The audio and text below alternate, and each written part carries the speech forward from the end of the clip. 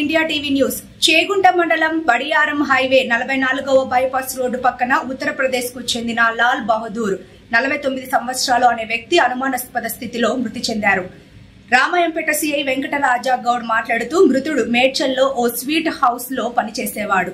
4న Medchal PS లో missing case నమోదు కాగా 8న సాయంత్రం చేగుంట బైపాస్ లో శవంగా కనిపించాడు. ఈ ఘటనపై పోలీసులు దర్యాప్తు చేస్తున్నారు.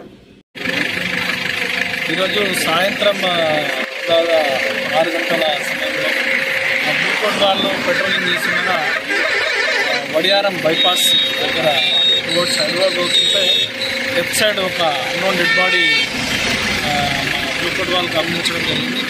డెడ్ బాడీ దగ్గరికి వెళ్ళి చూస్తే ఆయన పడకుండా ఉండడానికి చూస్తే చనిపోయినట్టు గమనించారు. ఆ ఫోటోలు తీసుకొని చెక్ చేస్తే ఒక 2 days బ్యాక్ చేగుంట పోలీస్ స్టేషన్కి లుకౌట్ నోటీస్ వచ్చింది. మిస్సింగ్ మేడ్చల్లో మిస్ అయినట్టు లాల్ బహదూర్ అనే పేరు. వాళ్ళకి ఆ ఫొటోస్ వాట్సాప్ చేస్తే వాళ్ళు వచ్చి వాళ్ళ పిల్లలు వచ్చి బాడీని ట్రేస్ అవుట్ చేయడం జరిగింది. చూస్తుంటే ఆయన కొంచెం మెంటల్ కండిషన్ కూడా బాగాలేదని వాళ్ళ పిల్లలు చెప్తున్నారు. చూస్తుంటే ఆకలితో అట్లా చనిపోయినట్టు కనిపిస్తుంది.